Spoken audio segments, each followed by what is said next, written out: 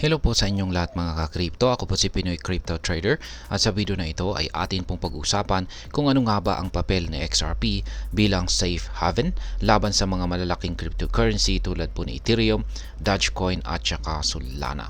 Kaya yan, bago po tayo magpatuloy ay nais ko lamang po munang bigyang linaw ang aking disclaimer kung saan ang nilalaman po ng video na ito ay hindi po ito isang financial advice. For education and information purposes lamang po ang layunin nito. Yan, umpisahan po natin sa kung ano po ang nangyayari sa crypto market ngayon. Sa nakaraang 6 na linggo, ang crypto market ay nasa estado ng pag-urong sulong. Matapos umabot po sa all-time high na $3.73 trillion ang global crypto market cap noong December 2024 ay nagkaroon po ng koreksyon.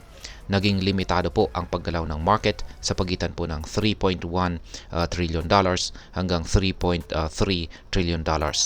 Habang karamihan po sa mga assets ay nagkakaroon ng price drops, sa XRP naman ay nagpapakita po ng matatag na performance. Kaya paano nga ba ito nangyari? Ayon po kay market analyst na si Dom, sa XRP ay tila nagiging safe haven o kanlungan sa gitna ng bearish market na ito. Sa nakarang linggo, habang itong si Ethereum, Dogecoin at saka Solana ay bumaba, si XRP po ay nagpakita ng significant na paglago. Ngayon, paano nga ba nagiging safe haven itong si XRP?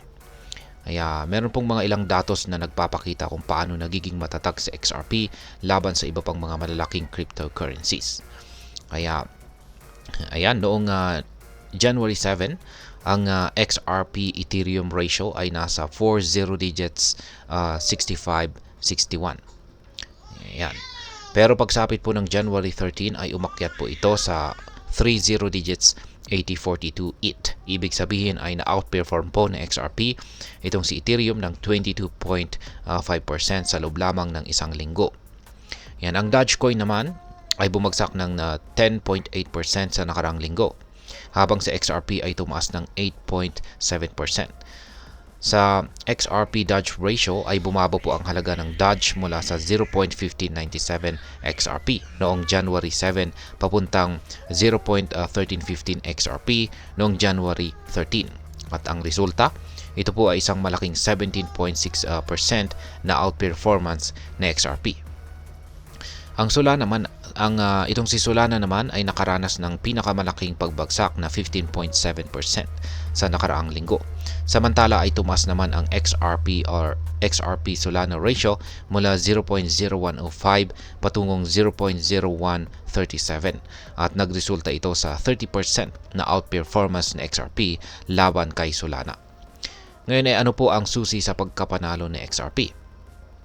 Ayon po kay Dom, si XRP ay naka-breakout mula sa kanyang triangle pattern laban kay Ethereum, Dogecoin at saka Solana. Ibig sabihin, ito po ay nasa bullish trend. At si XRP ay umabot na po sa 1,400 days na pinakamataas laban kay Ethereum. 400 days naman na peak laban kay Dogecoin at saka 1,400 na rin, 1,400 days na rin na peak laban kay Solana. Kaya dagdag pa rito, si XRP po ay nakapagtala ng mas magandang performance kumpara sa karamihan ng mga assets sa top 100 list, kabilang na si Bitcoin. Hindi po ito nakaligtas sa pansin ng market veteran na si Ginong Peter Brandt, kung saan ay tinawag niya si XRP bilang the leader of the pack.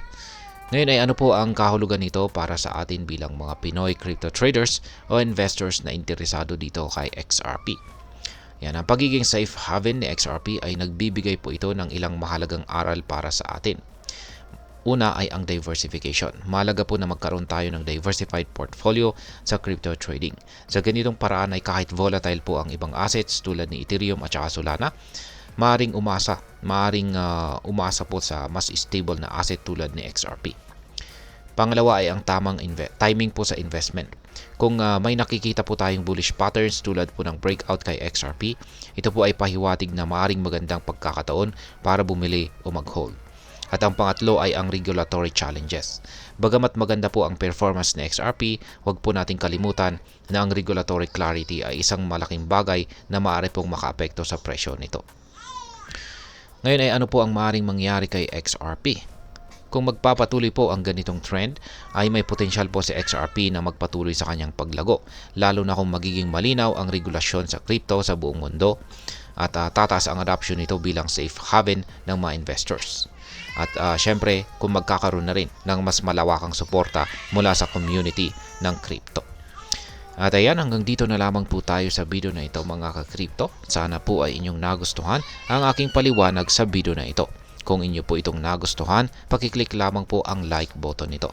Marami pong salamat sa panonood, ingat po tayo lagi at God bless po sa ating lahat.